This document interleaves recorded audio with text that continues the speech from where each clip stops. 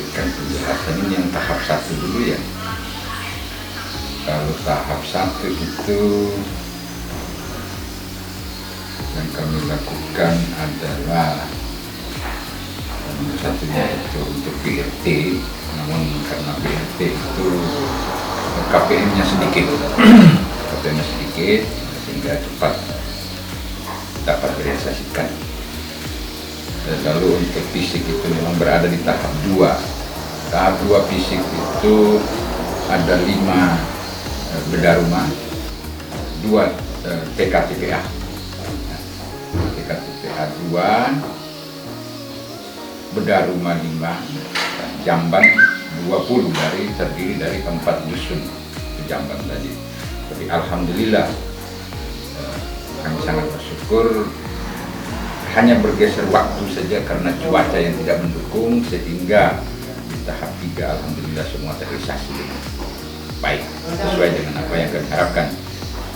Semua TK TPA akhirnya terpenuhi dari 4 dusun, masing-masing dusun 1 bangunan, dan itu sudah digunakan dan alhamdulillah mendapat respon juga dari para wali santri, karena dengan tempat itu maka santri-santri mereka dapat belajar mengaji dengan baik. Kemudian bedah rumah pun demikian, alhamdulillah ada yang sudah ditempati, justru ada yang belum karena tinggal menunggu proses lantai yang masih tertunda. Tetapi intinya kami memang sudah merasa berhasil, karena kenapa? Pekerjaan itu tidak sampai dia terbengkalai, sesuai dengan program, dan semua ini tentu apresiasi kami yang lebih terhadap pemerintah kabupaten, khususnya Bapak Bupati, tentang bedah rumah itu memang digarisbawahi sebagai hal yang prioritas untuk dilakukan, karena mengingat masyarakat kami masih ada yang menempati rumah yang sesungguhnya tidak layak huni. Program Pak Bupati selama 2 tahun saya menjabat, alhamdulillah sudah 10 unit rumah, berarti 10 masyarakat yang terentas dari tempat yang tidak layak menjadi tempat yang sangat layak, dan itu semua tidak lupa karena arahan dari Bapak Bupati. Demikian juga halnya seperti jamban di setiap tahunnya kami anggarkan 20 jamban.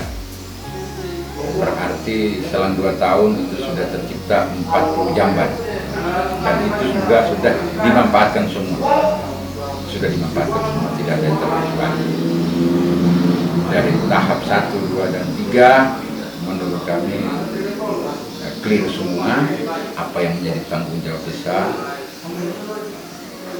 BLT sudah tersalurkan kepada KPM sebagai penerima, dan itu juga sudah disaksikan oleh Babin Kantipmas maupun Babinsa, itu sudah kami dokumentasikan semua. Demikian juga seperti fisik, kami selalu didampingi oleh pendamping lokal desa maupun bidang teknisnya, selalu memberikan apresiasi, dan mereka selalu mengikuti perjalanan pemerintah yang ada. Saya pikir untuk tahun 2021 seperti itulah apa yang kami lakukan sesuai dengan petunjuk-petunjuk teknis yang sudah ada, baik dana desa maupun anggaran maupun ADD atau alokasi, bukan anggaran, alokasi dana desa maupun dana desa.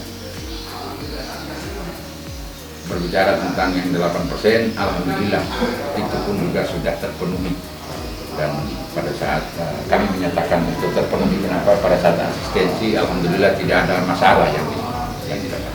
Menurut tim asistensi bahwa semua sudah sesuai dengan petunjuk apa yang kami lakukan.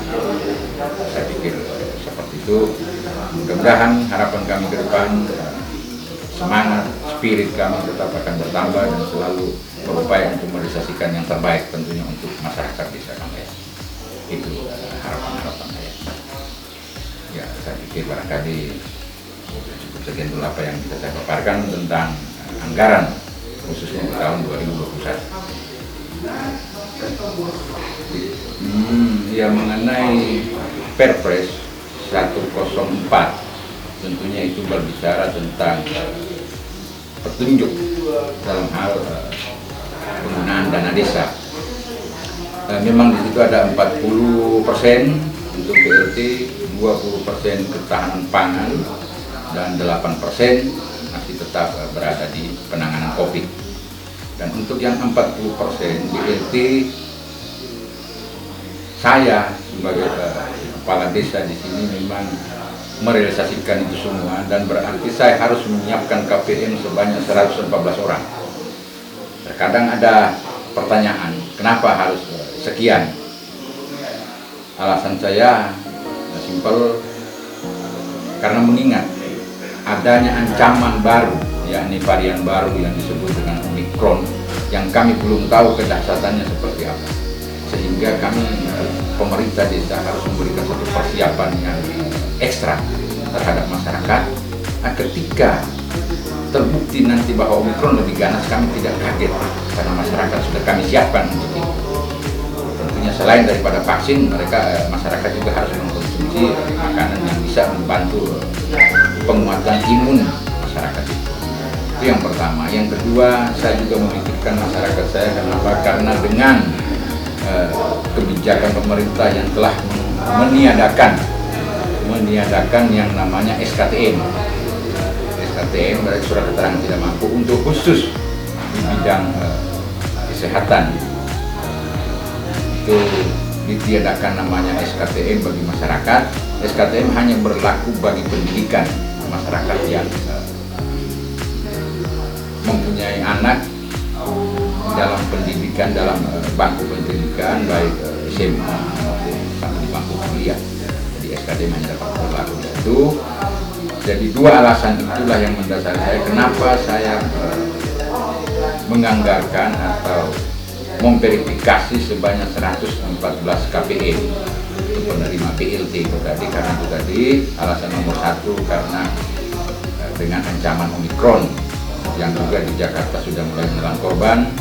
Kemudian alasan yang kedua, dengan dicabutnya peraturan tentang kebijakan dalam hal SKTM atau surat keterangan tidak mampu, saya juga harus memikirkan masyarakat ketika